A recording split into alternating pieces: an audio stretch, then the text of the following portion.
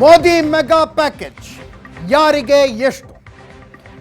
ನಿನ್ನೆ ರಾತ್ರಿ 8 ಗಂಟೆಗೆ ಪ್ರಧಾನಿ ನರೇಂದ್ರ ಮೋದಿ ದೇಶವನ್ನುದ್ದೇಶಿಸಿ ಮಾತನಾಡುವಾಗ ಒಟ್ಟು 20 ಲಕ್ಷ ಕೋಟಿ ರೂಪಾಯಿಗಳ ಪ್ಯಾಕೇಜ್ ಅನ್ನು ನೀಡಲಾಗುತ್ತೆ ಅನ್ನುವ ಘೋಷಣೆಯನ್ನು ಹೊರಡಿಸಿದ್ರು. ಜೊತೆಗೆ ಹೇಳಿದ್ರು ವಿತ್ತ ಸಚಿವೆ ನಿರ್ಮಲಾ ಸೀತಾರಾಮನ್ ಆ ಪ್ಯಾಕೇಜ್ನಲ್ಲಿ ಯಾರಿಗೆ ಏನು ಎಷ್ಟು ಕೊಡಲಾಗುತ್ತೆ ಅನ್ನುವ ವಿವರಗಳನ್ನು ಹೇಳ್ತಾರೆ ಅಂತ. ಆ ಪ್ರಕಾರ ಇವತ್ತು ಸಂಜೆ 4 ಗಂಟೆಗೆ ನಿರ್ಮಲಾ ಸೀತಾರಾಮನ್ ತುಂಬ ವಿವರವಾದ ಪತ್ರಿಕಾಗೋಷ್ಠಿಯೊಂದನ್ನು ಮಾಡಿ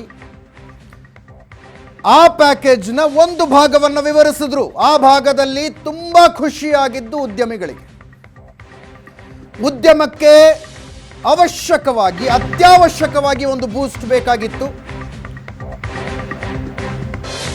ಗುಡಿ ಕೈಗಾರಿಕೆಗಳು, ಅತಿ ಸಣ್ಣ ಮತ್ತು ಸಣ್ಣ ಕೈಗಾರಿಕೆಗಳು ಮತ್ತೆ ಓಪನ್ ಆದರೆ ಮಾತ್ರ ಉದ್ಯೋಗ ಸೃಷ್ಟಿ ಸಾಧ್ಯ.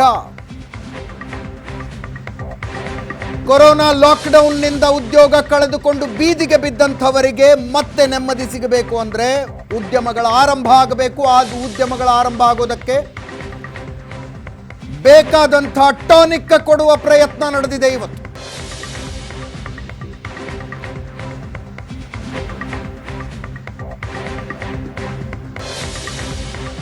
ಅತ್ಯುತ್ಸಾಹದಿಂದ ಸ್ವೀಕರಿಸಿದೆ ಈ ಘೋಷಣೆಗಳನ್ನು ಉದ್ಯಮಿಗಳ ಜಗತ್ತು.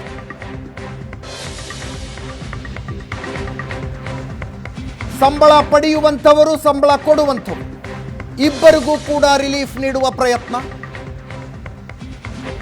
ಆದಾಯ ತೆರಿಗೆ ರಿಟರ್ನ್ ಫೈಲ್ ಮಾಡುವ ಅವಧಿಯನ್ನು ವಿಸ್ತರಿಸಲಾಗಿದೆ. TDSನಲ್ಲಿ 25% ಕಡಿಮೆ ಕಟ್ಟಾಗುತ್ತೆ.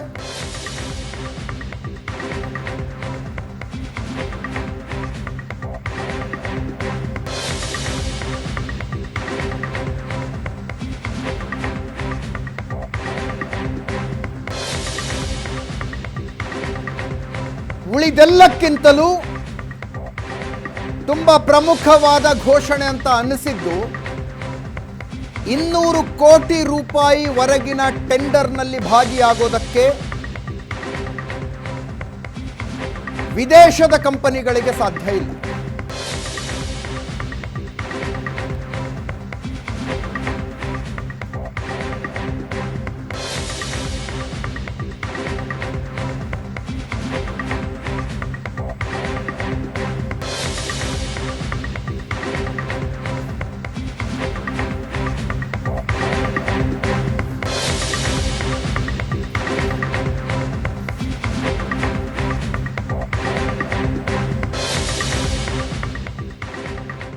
ಲಾಕ್ಡೌನ್ ಕಾರಣಕ್ಕಾಗಿ ಉದ್ದಿಮೆಗಳಿಗೆ ತುಂಬ ದೊಡ್ಡ ಮಟ್ಟದ ಏಟು ಬಿದ್ದಿದೆ. ಅನೇಕ ಫ್ಯಾಕ್ಟರಿಗಳು ಹೆಚ್ಚು ಕಡಿಮೆ 2 ತಿಂಗಳಿಂದ ಬಾಗಿಲು ಹಾಕ್ಕೊಂಡಿವೆ. ಅವರ ಹತ್ರ ವರ್ಕಿಂಗ್ ಕ್ಯಾಪಿಟಲ್ ಇಲ್ಲ, ಮತ್ತೆ ಆರಂಭಿಸೋಣ ಅಂತ.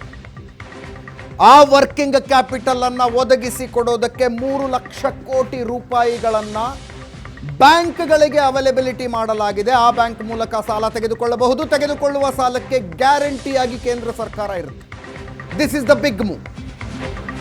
ಕೇಂದ್ರ ಸರ್ಕಾರ ಉದ್ಯಮಿಗಳ ಸಾಲಕ್ಕೆ ಗ್ಯಾರಂಟಿ ಕೊಡುತ್ತೆ. ಅತಿ ಸಣ್ಣ ಮತ್ತು ಸಣ್ಣ ಉದ್ಯಮಗಳಿಗೆ ಸಾಲವನ್ನಾಗಿ ಕೊಡೋದಕ್ಕೆ 3 ಲಕ್ಷ ಕೋಟಿ ರೂಪಾಯಿಯನ್ನು ಬ್ಯಾಂಕ್ಗಳಿಗೆ ಒದಗಿಸ್ತಾರೆ. ಕೋಲ್ಯಾಟ್ರಲ್ ಗ್ಯಾರಂಟಿ ಆಗಿ ಕೇಂದ್ರ ಸರ್ಕಾರ ಇರುತ್ತೆ.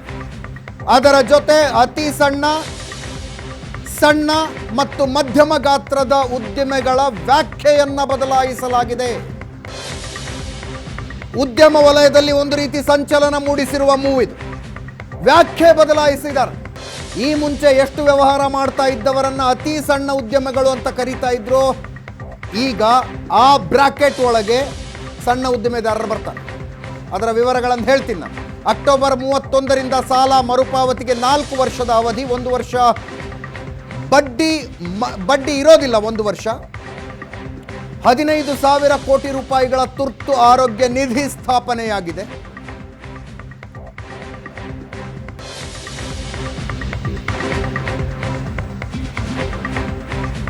ಸಣ್ಣ ಮತ್ತು ಅತಿ ಸಣ್ಣ ಉದ್ಯಮಗಳಿಗೆ 3 ಲಕ್ಷ ಕೋಟಿ ರೂಪಾಯಿಗಳ ಸಾಲ. 3 ಲಕ್ಷ ಕೋಟಿ ರೂಪಾಯಿಗಳ ಸಾಲ. 100 ಕೋಟಿ ರೂಪಾಯಿ ವ್ಯವಹಾರದ ಉದ್ಯಮಿಗಳಿಗೆ 25 ಕೋಟಿ ಸಾಲ. 25 ಕೋಟಿಯ ತನಕ ಅವರದು ಸಾಲ ಬಾಕಿ ಇದ್ರೂ ಕೂಡ ಕೊಡಬೇಕು ಅನ್ನುವಂಥದ್ದು. ಸಾಲ ಮತ್ತು ಅದರ ಬಡ್ಡಿಗೆ ಯಾವುದೇ ರೀತಿಯ ಭದ್ರತೆಯನ್ನು ಒದಗಿಸಬೇಕಾಗಿಲ್ಲ. ಕೇಂದ್ರ ಸರ್ಕಾರನೇ ಭದ್ರತೆ. ಇವ್ರು ಕಟ್ಟಲಿಲ್ಲ ಅಂದ್ರೆ ನಾವು ಕಟ್ತೀವಿ, ಧೈರ್ಯದಿಂದ ಸಾಲ ಕೊಡಿ ಅಂತ ಬ್ಯಾಂಕ್ನವ್ರಿಗೆ ಕೇಂದ್ರ ಸರ್ಕಾರ ಹೇಳ್ತಾ ಇದೆ. 45 ಲಕ್ಷ ಉದ್ಯಮಗಳಿಗೆ ಈ ಯೋಜನೆಯಿಂದ ಸಹಾಯ ಆಗುತ್ತೆ. 45 ಲಕ್ಷ ಉದ್ಯಮಗಳು ಅಂದರೆ ಒಂದು ಅಂದಾಜು, ಒಂದೊಂದು ಫ್ಯಾಕ್ಟ್ರಿಯಲ್ಲಿ 10 ಜನ ಕೆಲಸ ಮಾಡ್ತಾರೆ ಅಂದರೂ 4.5 ಕೋಟಿ ಜನರ ಜೀವನ ಮತ್ತೆ ಪುನರಾರಂಭಗೊಳ್ಳಬೇಕು ಅನ್ನುವಂಥದ್ದು ಉದ್ದೇಶ. ಅಕ್ಟೋಬರ್ 31ರಿಂದ ಸಾಲ ಮರುಪಾವತಿಗೆ 4 ವರ್ಷದ ಅವಧಿ. ಈಗ ಈ ಸ್ಕೀಮ್ನಲ್ಲಿ ತೆಗೆದುಕೊಂಡಿರುವ ಸಾಲವನ್ನು 4 ವರ್ಷಗಳ ಕಾಲ ಮರುಪಾವತಿ ಮಾಡಬಹುದು. ಈ ಸಾಲದ ಮೇಲೆ ವಿಧಿಸಬೇಕಾದ ಬಡ್ಡಿಗೆ ಒಂದು ಕ್ಯಾಪ್ ಹಾಕ್ತಾರೆ. ಇಷ್ಟು ಪರ್ಸೆಂಟೇಜ್ ಬಡ್ಡಿಯನ್ನು ಮೀರಿ ಕೊಡುವ ಹಾಗಿಲ್ಲ ಅನ್ನುವ ಕಂಡೀಷನನ್ನು ಕೇಂದ್ರ ಸರ್ಕಾರ ಹಾಕುತ್ತೆ. ಅದು ಎಷ್ಟು ಪರ್ಸೆಂಟ್ ಬಡ್ಡಿ ಅನ್ನೋದು ಇನ್ನು ಗೊತ್ತಾಗಬೇಕು.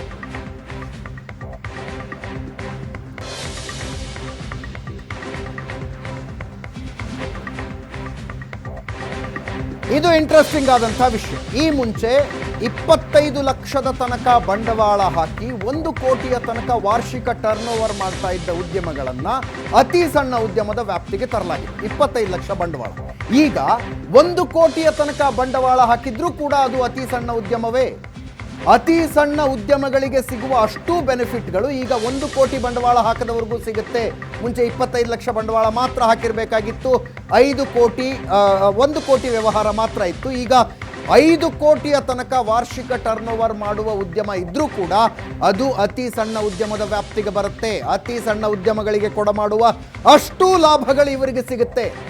4 ಪಟ್ಟು ಹೆಚ್ಚಾಗಿದೆ. 25 ಲಕ್ಷ ಇತ್ತು ಮುಂಚೆ, ಈಗ 1 ಕೋಟಿ ಆಗಿದೆ. ಇನ್ನು 10 ಕೋಟಿ ಬಂಡವಾಳ 50 ಕೋಟಿ ವ್ಯವಹಾರ ಇದ್ರೂ ಕೂಡ ಅದನ್ನು ಸಣ್ಣ ಉದ್ದಿಮೆ ಅಂತ ಕನ್ಸಿಡರ್ ಮಾಡಲಾಗುತ್ತೆ. 10 ಕೋಟಿ ಬಂಡವಾಳ 50 ಕೋಟಿ ರೂಪಾಯಿ ವ್ಯವಹಾರ. ಮುಂಚೆ 1 ಕೋಟಿ ರೂಪಾಯಿ ಬಂಡವಾಳ ಇದ್ದರೆ ಮಾತ್ರ, 1 ಕೋಟಿಯ ತನಕ ಬಂಡವಾಳ ಇದ್ದರೆ ಅದನ್ನು ಸಣ್ಣ ಉದ್ದಿಮೆ ಅಂತ ಕರೆಯಲಾಗ್ತಾ ಇತ್ತು. ವ್ಯವಹಾರ 10 ಕೋಟಿ ಟರ್ನ್ ಓವರ್ ಇದ್ದರೆ ಈಗ 1 ಕೋಟಿಯಿಂದ 10 ಕೋಟಿಗೆ ಏರಿಸಲಾಗಿದೆ.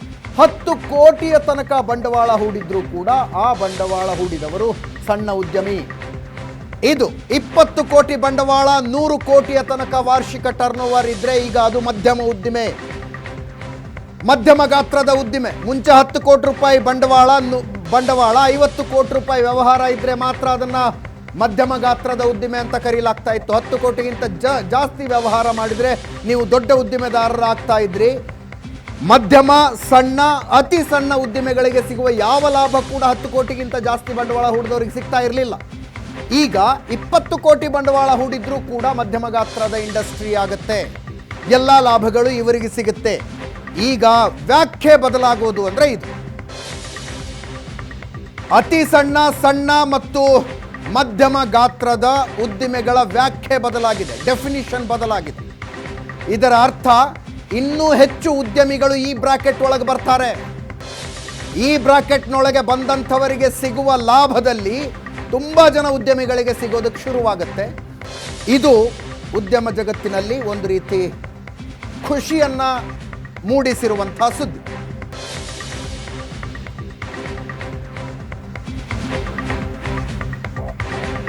ಇನ್ನು ನಷ್ಟದಲ್ಲಿರುವಂತಹ ಸಣ್ಣ ಉದ್ಯಮಿಗಳಿಗೆ ರಿಲೀಫ್ ಕೊಟ್ಟಿದ್ದಾರೆ. ಯಾರು ಸಾಲ ಕಟ್ಟೋದಕ್ಕಾಗಿಲ್ವೋ, ಯಾರು ತೆಗೆದುಕೊಂಡಂತಹ ಸಾಲ NPA ಆಗಿದೆ ಅಥವಾ NPA ಲಿಸ್ಟಿಗೆ ಹೋಗುವ ಅಪಾಯದಲ್ಲಿದೆಯೋ ಅವರಿಗೆ ಒಂದು ರಿಲೀಫ್ ಕೊಡುವಂತಹ ಪ್ರಯತ್ನ ನಡೆದಿದೆ.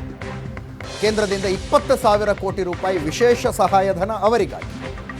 ಯಾರು ಸರಿಯಾಗಿ ಸಾಲ ಕಟ್ಟೋದಕ್ಕಾಗಿಲ್ಲವೋ ಉದ್ಯಮಿ ಅವರಿಗೆ ಒಂದು ರಿಲೀಫ್ ಕೊಡಲಾಗಿದೆ. EMI ಕಟ್ಟಿಲ್ಲ ಅನ್ನುವ ಕಾರಣಕ್ಕಾಗಿ ಅವರ ಸಾಲ NPA ಅಂತ ಘೋಷಣೆಯಾಗಿ ಅವರ ವಿರುದ್ಧ ಕ್ರಮ ಆಗುವ ಅಪಾಯದಲ್ಲಿತ್ತು.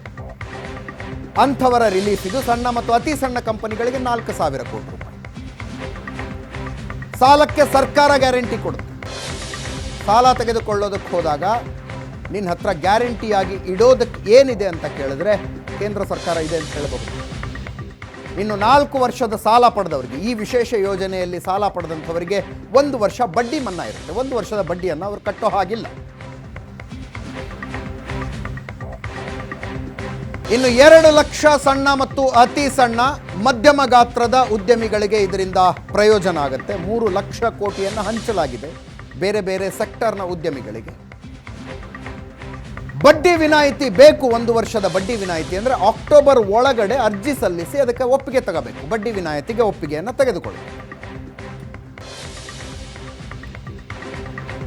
ಇನ್ನು ಟಿ ಡಿ ಎಸ್ನಲ್ಲಿ ಒಂದು ರಿಲೀಫ್ ಸಿಕ್ಕಿದೆ. ಟಿ ಡಿ ಎಸ್ ಮತ್ತು ಟಿ ಸಿ ಎಸ್ 25% ಕಡಿತ ಆಗುತ್ತೆ. ನೆನಪಿರಲಿ, ಟ್ಯಾಕ್ಸ್ ಕಟ್ ಆಗಲ್ಲ.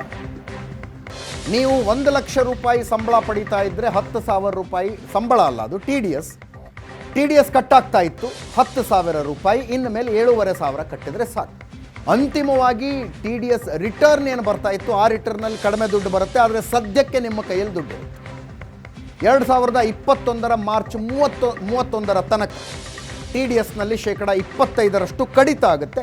ಟ್ಯಾಕ್ಸ್ ಕಟ್ಟಾಗೋದಿಲ್ಲ. ಟ್ಯಾಕ್ಸ್ ಎಷ್ಟು ಕಟ್ಟಬೇಕು ಅಷ್ಟೇ ಕಟ್ತಿದ್ರಿ, ಆದರೆ ಪ್ರತಿ ತಿಂಗಳು ಕೈಯಲ್ಲಿ ಒಂಚೂರು ಖರ್ಚು ಮಾಡೋದಕ್ಕೆ ಸ್ವಲ್ಪ ಹೆಚ್ಚಿಗೆ ದುಡ್ಡು ಉಳಿಯುತ್ತೆ ಟಿ ಡಿ ಎಸ್ ಕಟ್ತಾ ಇರುವಂಥವರಿಗೆ. ಈ ರೀತಿಯಾಗಿ 25% ಟಿ ಡಿ ಎಸ್ ಕಡಿಮೆ ಕಟ್ಟೋದರಿಂದ 50,000 ಕೋಟಿ ರೂಪಾಯಿ ದೇಶದಲ್ಲಿ ಹೆಚ್ಚಾಗಿ ಓಡಾಡ್ತಾ ಇರುತ್ತೆ. ನಾಳೆಯಿಂದ ಮಾರ್ಚ್ 31 ತನಕ ಲೆಕ್ಕ ಹಾಕಿದ್ರೆ ಹೆಚ್ಚಾಗಿ ಓಡಾಡ್ತಾ ಇರುತ್ತೆ 50,000 ಕೋಟಿ ರೂಪಾಯಿ ಇಡೀ ದೇಶದ ತುಂಬ. ಕೇಂದ್ರ ಸರ್ಕಾರಕ್ಕೆ ಖೋತ ಆಗ್ತಾ ಇಲ್ಲ, ಇದರಲ್ಲಿ ಯಾವುದೇ ರೀತಿಯ ಖೋತ ಆಗೋದಿಲ್ಲ. ಸರ್ಕಾರಕ್ಕೆ ಎಷ್ಟು ಟ್ಯಾಕ್ಸ್ ಬರಬೇಕು ಅಷ್ಟು ಟ್ಯಾಕ್ಸ್ ಬರುತ್ತೆ. ಇನ್ನು ಟಿ ಡಿ ಎಸ್ ಫೈಲ್ ಮಾಡಿದ್ದೀವಿ, ಇನ್ನು ಟ್ಯಾಕ್ಸ್ ರಿಟರ್ನ್ ನಮಗೆ ಬಂದಿಲ್ಲ ಅಂತ ಹೇಳುವಂಥವರಿಗೆ ರಿಲೀಫ್ ಇದು ಇಮ್ಮಿಡಿಯೇಟ್ ಆಗಿ ಬಿಡುಗಡೆ, ವಿತಿನ್ ನೋ ಟೈಮ್. ಕೆಲವು ದಿನಗಳಲ್ಲಿ ಮೊಬೈಲ್ ಚೆಕ್ ಮಾಡ್ಕೋತಾ ಇರಿ, ಮೆಸೇಜ್ ಬರುತ್ತೆ ನಿಮಗೆ. ತುಂಬ ಬೇಗ ನಿಮ್ಮ ಟ್ಯಾಕ್ಸ್ ರಿಟರ್ನ್ ಹಣ ನಿಮ್ಮ ಖಾತೆಗೆ ಬಂದು ಬೀಳುತ್ತೆ. ನಿಮ್ಮ ದುಡ್ಡು ಅದು ವಾಪಸ್ ಬರೋದಕ್ಕೆ ತುಂಬ ಸಮಯ ಬೇಕಾಗ್ತಾ ಇತ್ತು, ವಾರಗಳ ಕಾಲ ತಿಂಗಳುಗಳ ಕಾಲ ಕಾಯಬೇಕಾಗಿತ್ತು. ಈಗ ಹಾಗೆ ಕಾಯಬೇಕಾಗಿಲ್ಲ, ದುಡ್ಡು ಬರುತ್ತೆ ಇಮಿಡಿಯೇಟ್. ಇನ್ನು GST ಪಾವತಿ ಮಾಡ್ತಾ ಇದ್ದವ್ರಿಗೂ ಕೂಡ ರಿಟರ್ನ್ ಫೈಲ್ ಮಾಡುವ ಅವಧಿಯನ್ನು ಜೂನ್ವರೆಗೂ ವಿಸ್ತರಿಸಿದ್ದಾರೆ. ಜೂನ್ವರೆಗೂ ವಿಸ್ತರಣೆಯಾಗಿದೆ ಅವಧಿ.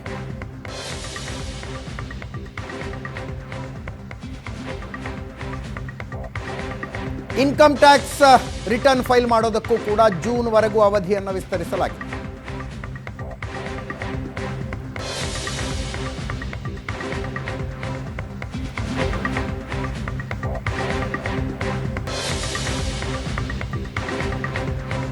ಬಿಸ್ನೆಸ್ ಆಗಿಲ್ಲ, ಕೈಯಲ್ಲಿ ದುಡ್ಡಿಲ್ಲ, ಇಂಥ ಟೈಮ್ನಲ್ಲಿ GST ಹೆಂಗೆ ಪಾವತಿ ಮಾಡೋಣ ಅಂದರೆ ಜೂನ್ವರೆಗೂ ಟೈಮ್ ಇದೆ, ಡೋಂಟ್ ವರಿ.